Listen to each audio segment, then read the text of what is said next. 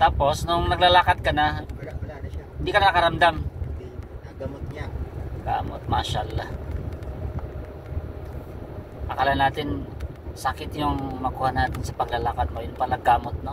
May mga ganun pa. May benefits din. May benefits pala. Naman ako, ilang beses ako ng ospital, nagkukulay violet pa ako pag di ako makahinga. Before. Before. So since puso. nagano ka na, Nilakad ko na nilakad, ayun, nawala. nawawala. Malaking tulong. So palagay mo, no? Anong paniniwala mo doon? may something, no? May something binigay sa'yo si Diyos, si Allah. Pero pamilyar ka naman sa Muslim, sir, no? Pamilyar, marami rin ano sa amin, kapatid namin sa Quezon City.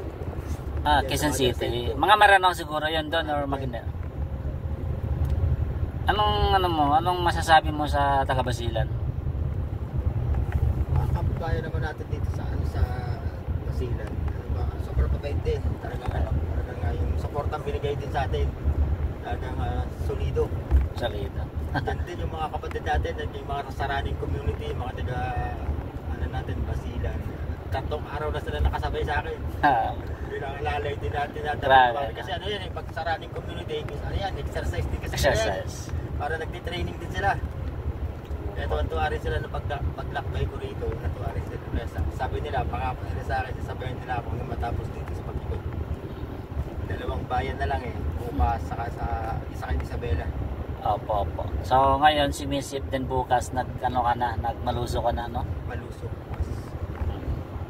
Ang maluso kasi may halo-halong tribo dyan.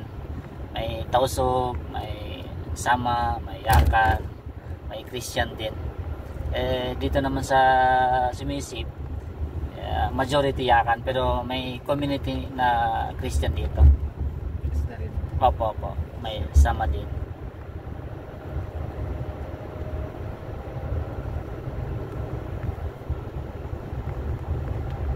Kailan mag-end yung yung activity mo? Nakabalik na ako ng kilometer 0 natin sa Luneta. Saan ako nag-start doon din kasi kung mag-end kasi loop na, ikot.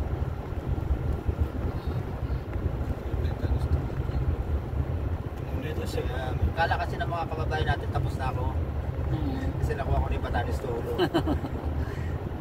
Pag ganun kasi Batanes Tulo lang, parang point to point ka lang, hindi ka nag-loop. So ito ba ay isang plano mo sa buhay or parang talagang binigay ko yung 2 taon ng buhay ko dito. Nakaraan taon ko, puro training ginawa ko. May previous training ka para dito? Parang pinagandaan mo talaga? 10 months yung training ko dito. Hindi basta-basta naglakad lang ako.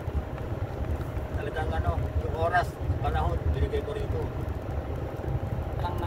Parang pinagplanuhan mo talaga. Marami mga kababayan kasi na hindi alam yung ganyang kwento ko. Pero nakakaalam yun, academic oval natin sa UP, di ba? Lagi mo sila nakasama sa training ko. Mga running community natin doon. Ako lang yung naglalakad, sila takbo na takbo. Enjoy naman, no? Enjoy naman. Training ko dati, alasin ko na madaling araw, sisimulan ko pupunta ako na academic oval. Matatapos ako alas 10 ng gabi. So since training ko dati. Yung preparation mo is 2 years? 1 year. 1 year lang? Yung 10 months natin. 10 months. 2024.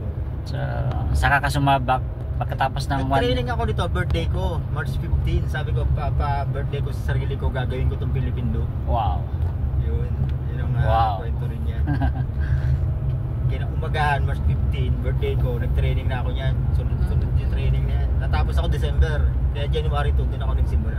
So, ano talaga sir yung yung pinaka-reason mo bakit mo ginagawa mo yan? Bakit mo ginagawa ito? Yun, may malalim na kwento rin dito. meron. Dahil sa world record na gusto natin i-targetin. Opo. May malalim pang kwento. May malalim na kwento. hindi na pwedeng sabihin sa publiko. Yan. Pero closure, tinatawag na closure natin. Kung natapos ko, yun na. Pag wala talaga, yun na, tanggap na. Pero kami sir ay saludo sa iyo. Sa dami namin ng million Pilipinos dito sa Pilipinas ay wala pong kakayahan na gagawin yung ginagawa mo. Kaya ako nagagawa to, yung parang yung lahat ng dahilan na sa akin eh. Para gawin. Lahat ng dahilan na sa akin para gawin eh. May Diyos tayo, sir. Huwag kang mangalala. May Diyos tayo. Ipaubaya natin sa kanya yan. Kung ano man yun.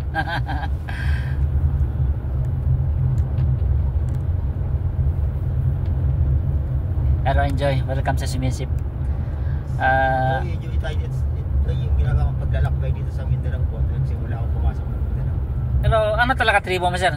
Tagalog. Tagalog ka. Tagalog. Baisiya. May Baisiya, no? Sana makapasal din ako sa inyo.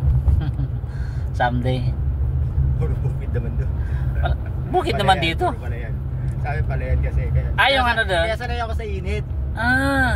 Kaya mas gusto ko yung mainit. Ano sa lowland doon? Yung upland? Ano lang, hindi masyado maulan sa akin. Hindi, yung ano ba? Yung palay, ano siya? Upland, basak? Or... Tayo. Tuyo. Upland. Ako magsasabi ko tapiap, iba sa So, yung hanap buhay doon, sir, is ano talaga, palayan? Palayan. Mostly. like a can. Yan. Iba sa Bales. Yan yung ating rice granary.